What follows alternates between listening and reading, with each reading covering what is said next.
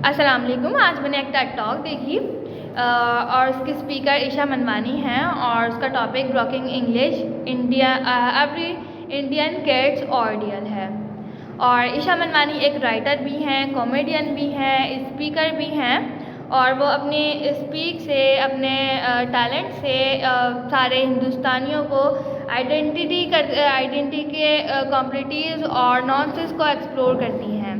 उन्होंने अपनी टॉक में एक टॉपिक का एड्रेस किया है जो इंडियंस के दिल के बहुत करीब है। वो है उन्होंने इंग्लिश पे बात की, मतलब इंग्लिश लैंग्वेज पे बात की। जैसे इंडियंस में अंग्रेज़ी ज़ुबान को अकल और कामयाबी का एक पैमाना समझा जाता है कि इंग्लिश बहुत ज़्यादा ज़रूरी है। हमारे पाकिस्तान में भी ज़रूरी है, पाकिस्तान के लिए भी ये हो सकता है क्योंकि इंग्लिश जैसे इंडियन की जो लैंग्वेज है वो हमारी लैंग्वेज है।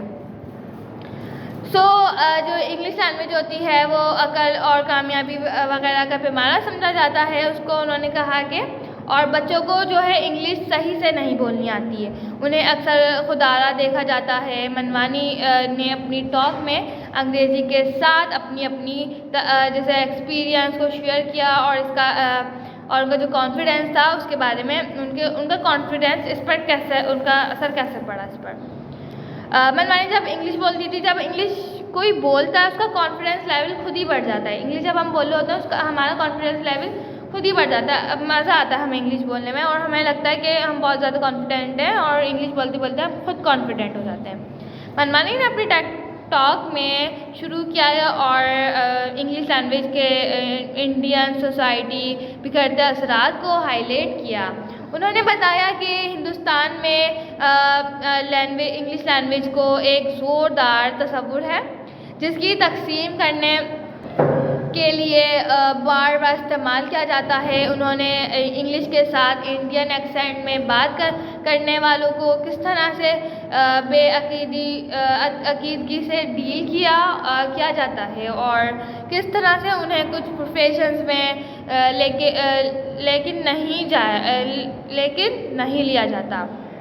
मनवानी ने हिंदुस्तानी बच्चों के साथ इंग्लिश लैंग्वेज बोलने का प्रेशर भी डिस्कस किया। उन्होंने बताया है कि पेरेंट्स अपने बच्चों को महंगी इंग्लिश स्पीकिंग स्कूल्स और प्राइवेट ट्यूशन क्लासेस में इनरोल करते हैं ताकि वो ज़िंदगी में आगे निकल सके। लेकिन मनवानी ने इस अप्रोच के फ्लॉज को हाईलाइट किया और बताया कि ये बच्चों को अपनी लैंग्वेज और कल्चर से नफ़रत करवाती है। उन्होंने ये भी बताया कि जाहिर किया कि बच्चों को कई लैंग्वेजेस में बात करने वाले होते हैं, उनका कोई मुकाबला नहीं होता और उनका यूनिक पर्सपेक्टिव होता है दुनिया में। उन्होंने के पास दुनिया को डिफरेंट एंगल से देखने का मौका होता है और उनके कल्चर्स को समझने का भी मनवानी ने हिंदुस्तानी बच्चों को उनकी लैंग्वेज और कल्चर से नफ़रत ना करने की सलाह दी कि वो अपने लैंग्वेज से नफ़रत करें और उन्हें अपने एक्सेंट को क्वेरिक्स को एम्ब्रेस करने को कहा।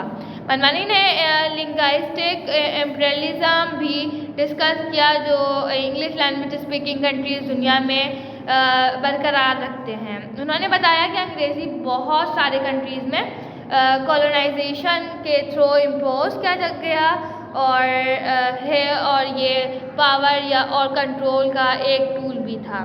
उन्होंने ज़ुबान को अपना बनाने और उसे अपनी लैंग्वेज बनाने का कहा कि इंग्लिश जैसे उन्होंने अपनी टॉक में नॉन नेटिव इंग्लिश स्पीकर्स को इनकरेज किया कि वो अंग्रेज़ी ज़ुबान को अपना बनाएं और उसे अपनी लैंग्वेज बनाएं। और जैसे कि बच्चों को वो कह रही हैं कि आप इंग्लिश बोलें, टूटी फूटी बोलें अपनी लैंग्वेज से, लेकिन नफ़रत ना करें। मनवानी ने डिवर्सिटी, डिफरेंट लैंग्वेजेस और कल्चर्स को सेलिब्रेट करने की ज़रूरत को हाईलाइट किया। उन्होंने पेरेंट्स एंड एजुकेटर्स को मल्टीलिंगुअलिज्म की वैल्यू को रिकॉग्नाइज करने को बच्चों को कहा कि अंग्रेज़ी को सही से बोलें और अगर आप सही से भी नहीं बोल रहे हैं तो टूटी फूटी तो बोलें। जैसे कि हम अपनी वो कह रही हैं कि अपनी लैंग्वेज से नफ़रत ना करें, जैसे हमें बोल सकते हैं, हमें उसे बोलनी चाहिए। तो यही थी आज की मेरी वीडियो। आई होप आपको मेरी वीडियो पसंद आई होगी। अगर आपको मेरी वीडियो पसंद आई हो, मेरी वीडियो को लाइक करें, शेयर करें, कमेंट करें। Thanks for watching. अल्लाह हाफ़िज़।